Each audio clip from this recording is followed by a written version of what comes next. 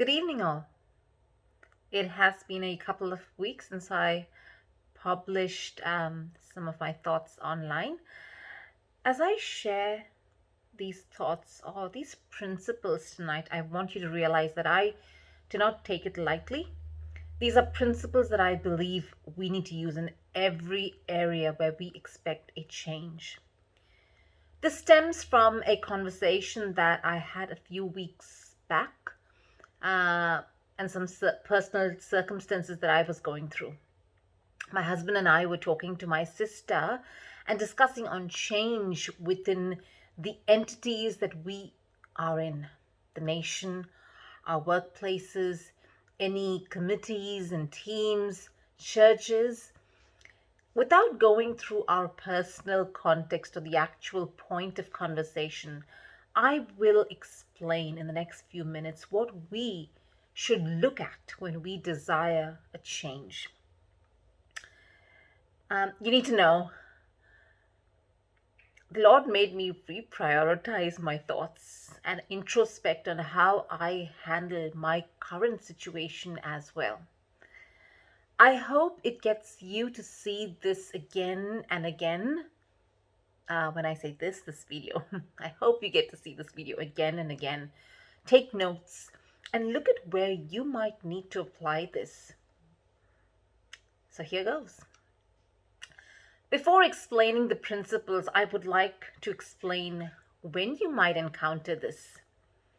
In the different entities that I listed, workplaces or teams and committees and churches and any sort of body or organization, we might come across things that we wish were done differently. One question that you need to first think about is whether this is foundational or the change is optional. What made you desire this change? Is the nation, the workplace, the team, the church having something that is not right, that is foundational? Example, it could be something doctrinal in a church, maybe the way to salvation, Jesus is the way, or just one of the ways. It could be the clash in your personal value system and that of your employer that makes it impossible for you to work without impacting your conscience. With this in mind, let's look at the principles. Principle number 1. This was hard for me because this is the one that came to me as a new option and had to be reprioritized to the top, to the number 1 position. The first principle or question: does the system need to change, or do I need to change? It is certainly worth thinking about, and perhaps the first thing that you do need to know: why do you want this change? Introspect and see, does my thinking need to change? This question validates your thought process before you do anything different. Have I been looking at this with the wrong lens, or this is absolutely basic? I am confident that the change needs to happen. It could be now. The change could be now, which means it is foundational, or later. Means it's not foundational or basic, but perhaps a change in the system that needs to happen. And as you go through these steps, you should ask yourself, who needs to change? Me or the system? If the former, you need to have a good look at yourself and see how your change can be supported. But if the change is vital in the system, foundational, let's say, the next principle is important. And so we come to principle number 2. Can you influence or bring about the change? Does the change need to happen now? Is it basic? Is it foundational? If yes, can you change it now? If it is a good to have change, may you continue in the system as is, and at some point in the future, weeks, months, or even years down the line, make sure that it happens? If yes, continue in this entity.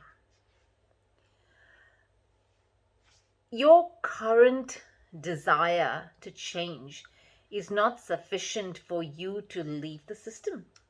In the near or far future, if you know that you will have an opportunity to influence and impact the execution of this change and cause it to happen from within the system, but it is not foundational or urgent that needs to happen immediately, that it hinders you in your everyday, then stay on. Stay on. You and your system will go through some changes in the near or far future, but it is not life-changing for anyone, at least in your eyes, and I'm sure in the eyes of a few others.